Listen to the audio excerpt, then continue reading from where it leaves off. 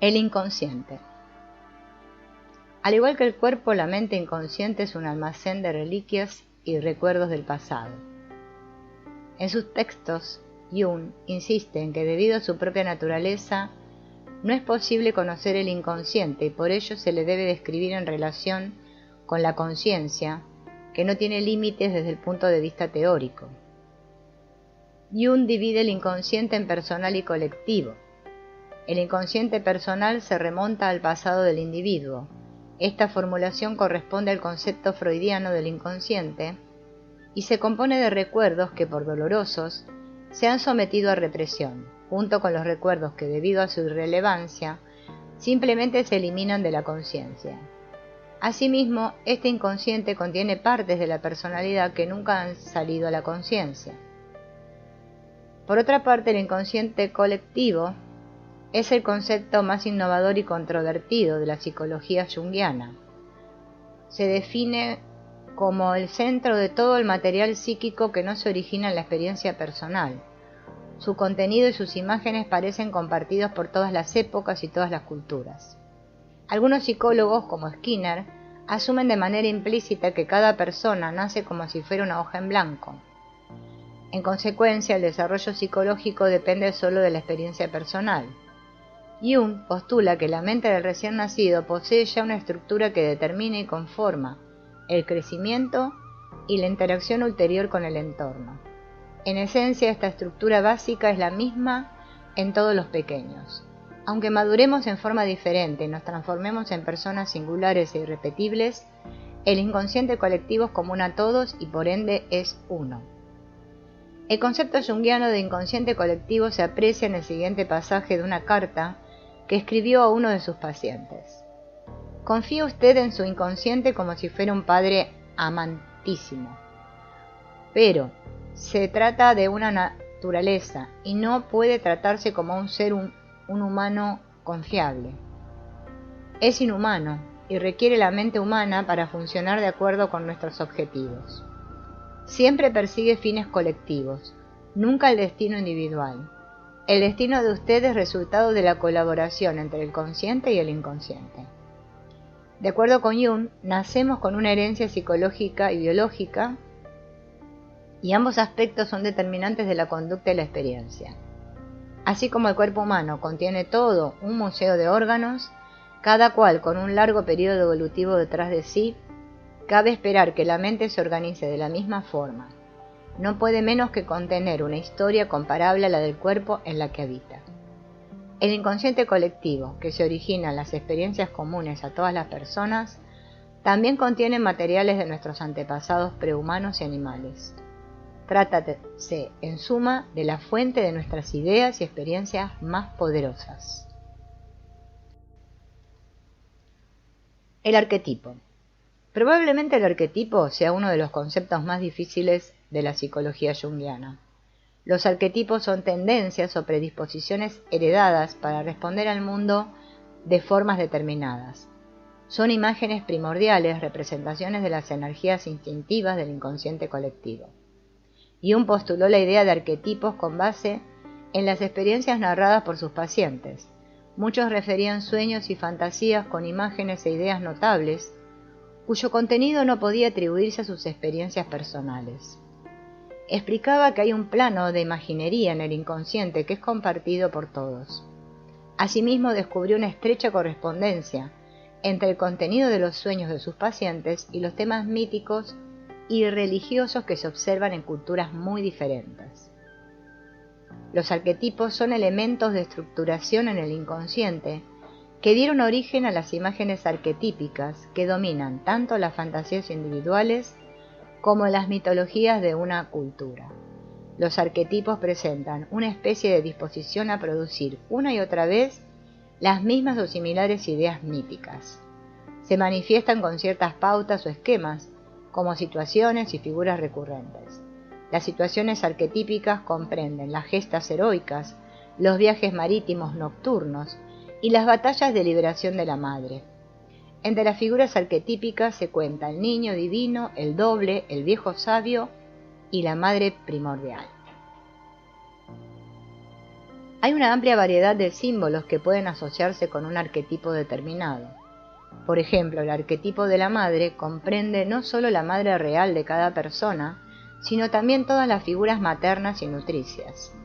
Este grupo arquetípico contiene a las mujeres en general, las imágenes femeninas míticas como Venus, la Virgen María y la Madre Naturaleza, y los símbolos de apoyo y refugio como la iglesia y el paraíso. El arquetipo materno abarca rasgos tanto positivos como negativos, como la madre terrible, posesiva o asfixiante. En la Edad Media, por ejemplo, este aspecto del arquetipo materno se cristalizó en la imagen de la bruja. Cada una de las grandes estructuras de la personalidad es un arquetipo. Dichas estructuras son el yo, la persona, la sombra, el ánima, el animus y el self. Por lo general, las imágenes arquetípicas adoptan una forma contemporánea. Las personas de hoy sueñan más que pelean con un pariente político que con matar un dragón. Los arquetipos mismos son formas sin contenido propio que sirven para organizar o canalizar el material psicológico. Podríamos compararlos con lechos fluviales secos, cuya forma determina las características del río cuando el agua comienza a correr. Los arquetipos son transmisores de energía. Cuando se activa un arquetipo, desencadena una gran cantidad de energía. Toda actividad creativa posee un elemento arquetípico.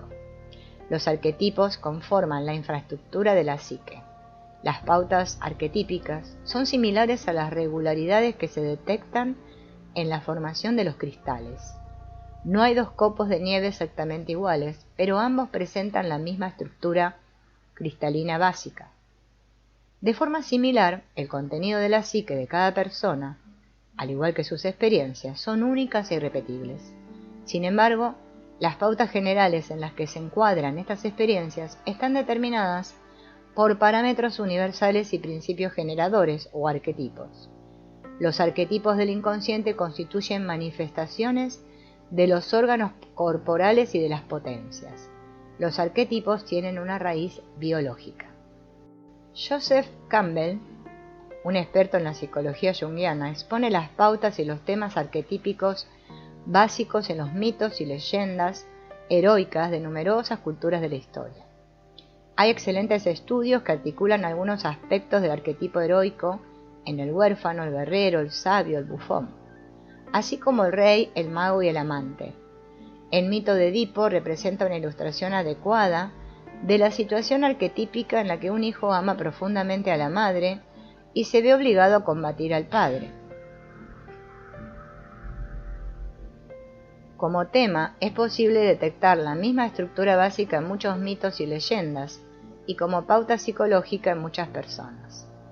Hay otras situaciones afines, como la relación de la hija con sus padres, la relación de estos con los hijos, las relaciones entre hombres y mujeres, hermanos y hermanas, etc. Es importante recordar que solo el contenido del arquetipo se incorpora a la conciencia.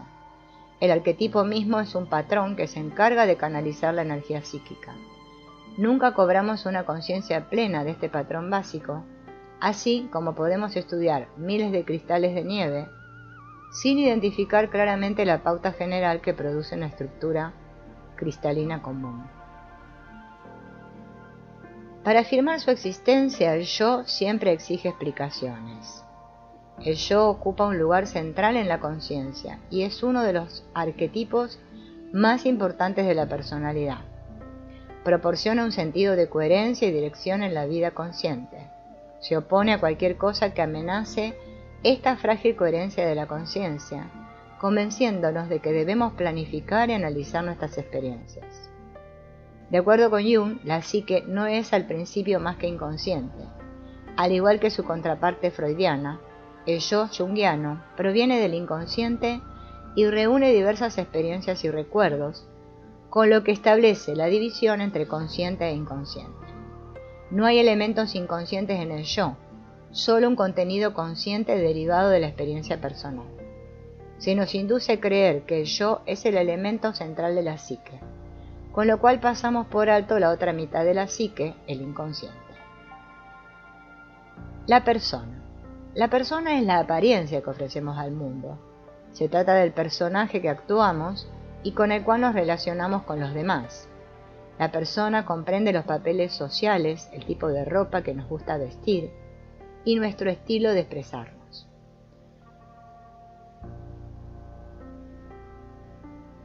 El término persona proviene del latín y significa máscara o rostro falso, como la máscara que usaba el actor en el teatro latino y a través de la cual hablaba. Para desenvolvernos en la esfera social tenemos que desempeñar un papel de modo tal que defina nuestras funciones.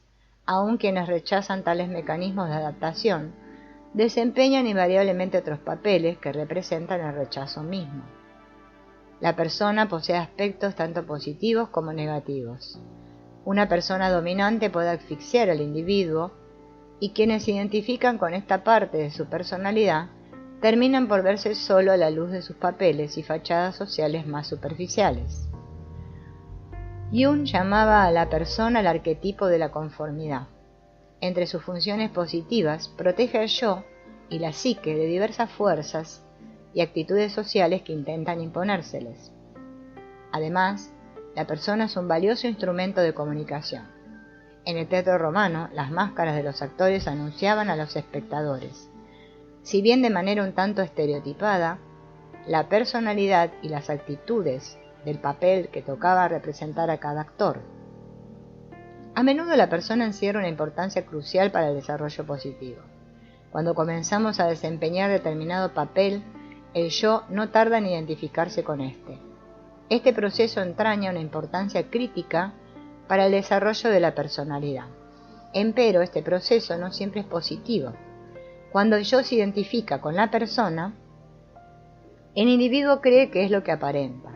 Según Jung, siempre terminamos por desechar esta identificación, dando así lugar al proceso de autodescubrimiento o individuación. Los miembros de las minorías, junto con otros grupos sociales marginales, suelen tener problemas con su identidad debido a los prejuicios culturales y el rechazo social de sus personas. La persona puede expresarse por medio de los objetos que empleamos para cubrirnos, el vestido o un velo, así como por las herramientas que denotan una ocupación, maletín o portafolio. Así, los objetos ordinarios se transforman en símbolos de la identidad individual. La expresión símbolo de posición, auto, casa o diploma, destaca la relevancia o el significado que concede la sociedad a una imagen. Todos estos símbolos se observan en los sueños como representaciones de la persona. Por ejemplo, el hombre con una persona poderosa puede verse a sí mismo en sueños con demasiada ropa, o bien constreñido por esta, mientras que el hombre con una persona débil se soñará desnudo. Otra posible expresión de una persona inadecuada sería una figura sin piel. La sombra. La sombra es una forma arquetípica en la que se relegan los materiales que han sido reprimidos de la conciencia. Su contenido comprende las tendencias, los deseos, los recuerdos y las experiencias que son rechazados por ser incompatibles con la persona y contrarios a las normas y las ideas sociales. La sombra contiene todas las tendencias negativas que se quisieran vedar, como los instintos animales y las características, tanto positivas como negativas, que no pudieron desarrollarse plenamente. Cuanto más fuerte sea la persona y mayor la identificación con ésta, tanto más enfáticamente se niegan otras partes de la personalidad. La sombra representa lo que consideramos como inferior en nuestra personalidad, así como todos los aspectos descuidados y nunca desarrollados en nosotros mismos. En los sueños, la sombra se manifiesta como un animal, un enano, un vagabundo o cualquier otra figura que goza de poca estima en el medio social. En sus investigaciones sobre la represión y la neurosis, Freud se centró en los aspectos de lo que Jung dio en llamar la sombra. Jung descubrió que los materiales reprimidos se organizan y estructuran alrededor de la sombra, la cual se convierte, por así decirlo, en un yo negativo o sombra del yo. En el ámbito onírico, la sombra se experimenta a menudo como una figura oscura, primitiva, hostil o repugnante, debido a que su contenido fue expulsado por la fuerza de la conciencia y adopta un perfil antagonista para el pensamiento consciente. Cuando se permite que el material de la sombra se restituya a la conciencia, pierde muchas de las características primitivas y espeluznantes. La sombra se torna tanto más peligrosa cuanto menos se le reconoce. En estos casos se tiende a proyectar las características no deseadas sobre los demás o a dejarse dominar por la sombra sin percatarse de ello. Las imágenes del mal, el diablo y el concepto de pecado original son aspectos del arquetipo de la sombra. Cuanto más conscientes se tornan los materiales de la sombra, tanto menor será su dominio. No obstante, la sombra forma parte de la naturaleza humana, por lo que resulta imposible eliminarla.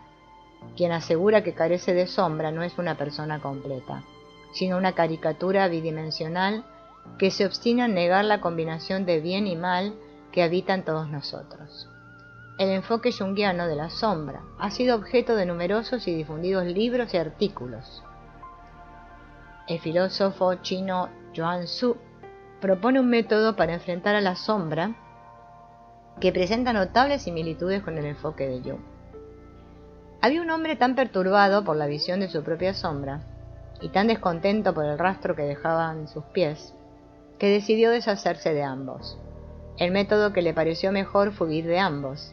Así se levantó y empezó a correr. Pero cada vez que su pie tocaba el suelo, dejaba una huella, mientras su sombra lo alcanzaba sin la menor dificultad.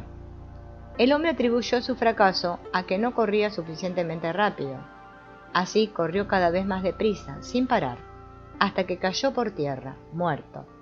No pudo ver que, con solo pisar la sombra, ésta habría desaparecido, y que si se sentaba y conservaba la serenidad, no habría más huella en el suelo.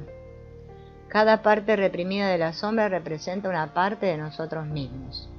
En la medida en que mantenemos estos materiales en la esfera del inconsciente, nos imponemos límites a nosotros mismos. Cuando la sombra se torna consciente, recuperamos partes otrora reprimidas de la personalidad. Asimismo, la sombra no es una mera fuerza negativa de la psique. Se trata de un almacén de cuantiosas energías instintivas, de espontaneidad y de vitalidad, así como de una importante fuente de energías creativas. Al igual que todos los arquetipos, la sombra tiene por origen el inconsciente colectivo y brinda acceso a una buena parte del valioso material inconsciente que es rechazado por el yo y la persona. El siguiente pasaje de una carta de Jung ilustra claramente su concepto de la sombra y en general del inconsciente. Lo que usted denomina la técnica para enfrentar a la sombra es una cuestión importante a la vez que difícil. De hecho, no hay tal técnica. Si por técnica entendemos un método conocido y hasta recomendado para resolver una dificultad o una tarea, se trata más bien de un procedimiento comparable al trabajo del diplomático o el estadista. Por ejemplo, no hay una técnica particular que nos sirva para reconciliar a dos partidos políticos que se oponen entre sí. Si hemos de hablar de alguna técnica, esta radica únicamente en la actitud. Ante todo, se tiene que aceptar y tomar en serio la existencia de la sombra. Segundo, es necesario informarse acerca de sus características y sus intenciones. Tercero, no podrán evitarse las negociaciones largas y difíciles. Nadie sabe a ciencia cierta cuál será el resultado de estas negociaciones. Lo único que sabemos con certeza es que a través de una colaboración escrupulosa, el problema mismo no hace sino cambiar. Con mucha frecuencia, las intenciones aparentemente imposibles de la sombra resultan ser simples amenazas debidas a la resistencia del yo a considerar seriamente la presencia de la sombra. Por lo general, la intensidad de estas amenazas disminuye cuando se comienza a tomarlas en serio. Justo cuando creemos haberla entendido, la sombra se manifiesta bajo otra forma. Realizar negociaciones con la sombra es un proceso de aprender a mirar al interior y reflexionar de manera honesta en torno a lo que se percibe allí, lo cual toma toda una vida. De igual modo, conviene no perder el contacto con nuestra sustancia central y auténtica, es decir, con nuestro ser más profundo. Jung postuló una estructura inconsciente que actúa como complemento de la persona, a la cual dio en llamar ánima en los varones y animus en las mujeres.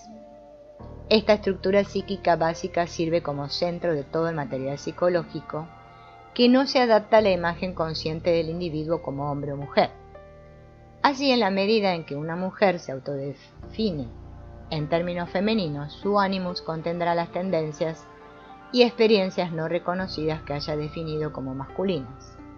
Para la mujer, el proceso del desarrollo psicológico implica el establecimiento de un diálogo entre el yo y el animus. Este podría estar dominado de manera patológica por la identificación con ciertas imágenes arquetípicas. Por ejemplo, el príncipe encantado, el poeta romántico, el amante fantasmal o el pirata merodeador, o por una intensa fijación de la figura del padre. Al principio, el ánimo se visualiza como una personalidad totalmente separada. Cuando se reconoce su influencia sobre el sujeto, el animus asume el papel de enlace entre el consciente y el inconsciente, hasta que de manera gradual se integra al self. Jung percibe en tal unión de contrarios, en este caso masculino y femenino, el principal determinante funcional de la personalidad femenina. En el varón se verifica un proceso similar entre el ánima y el yo masculino, mientras el ánima o el animus permanezca en estado inconsciente, esto es, no aceptado como parte del self, se proyectará al exterior sobre las personas del sexo opuesto.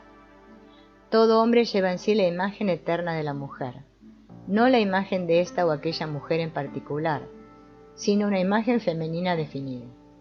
Esta imagen es una impronta o arquetipo de todas las experiencias ancestrales de la mujer. Diríase que una especie de depósito de todas las impresiones producidas por una mujer. Puesto que se trata de una imagen inconsciente, siempre se le proyecta inconscientemente sobre la persona de la amada. De ahí que sea una de las principales razones de la atracción apasionada o la repulsión exacerbada. Según Jung, el padre del sexo opuesto, el del hijo, representa una influencia decisiva sobre el desarrollo del ánima o del ánimos. Todas las relaciones con el sexo opuesto, incluyendo los padres, están determinadas en gran medida por la proyección de las fantasías del ánima o del ánimos. Este arquetipo es uno de los mayores reguladores de la conducta. El self.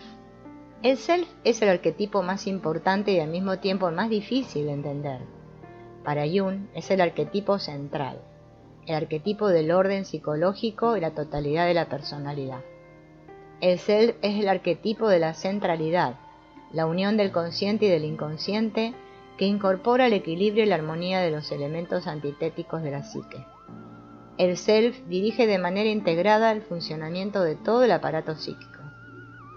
Según Jung, el consciente y el inconsciente no se oponen necesariamente, sino que se completan para dar lugar a una totalidad, a la cual denominamos self. Jung no descubrió el arquetipo del self, sino hasta después de haber estudiado las otras estructuras de la personalidad. En los sueños o en las imágenes, el self se expresa de manera impersonal, como un círculo, un mandala, un cristal o una piedra, o personal, una pareja, un niño divino, o cualquier otro símbolo sagrado. Los grandes maestros espirituales como Cristo, Mahoma y Buda también constituyen símbolos del self.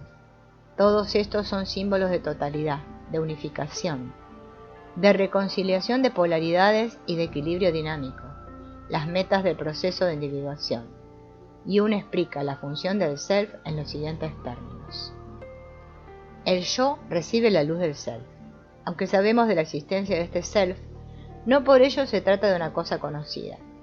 Aun cuando le debamos la luz de la conciencia y sepamos que no es otra la fuente de nuestra iluminación, ignoramos si posee algo que pueda compararse a la conciencia. Si el self pudiera vivirse, sería una experiencia limitada, cuando en realidad su experiencia es ilimitada y eterna. Si yo fuera uno solo con el self, tendría el conocimiento de todas las cosas. Hablaría en sánscrito, leería la escritura cuneiforme, conocería los acontecimientos que tuvieron lugar en la prehistoria, estaría familiarizado con la vida en otros planetas, etc. El self es un factor de orientación profundo interno, que puede parecer diferente, incluso ajeno al yo y a la conciencia. El self es no solo el centro, sino también la circunferencia toda que comprende tanto el consciente como el inconsciente. Es el centro de esta totalidad, así como el yo ocupa el centro de la conciencia. En los sueños se puede manifestar como una imagen pequeña e insignificante. Tales son el desconocimiento y el escaso contacto que mantiene la mayor parte de las personas con él. El surgimiento de este arquetipo no implica la disolución del yo, pues este es y será el centro de la conciencia, una importante estructura de la psique. La conciencia se vincula con el self como resultado del largo y paciente trabajo que exige comprender y aceptar los procesos inconscientes.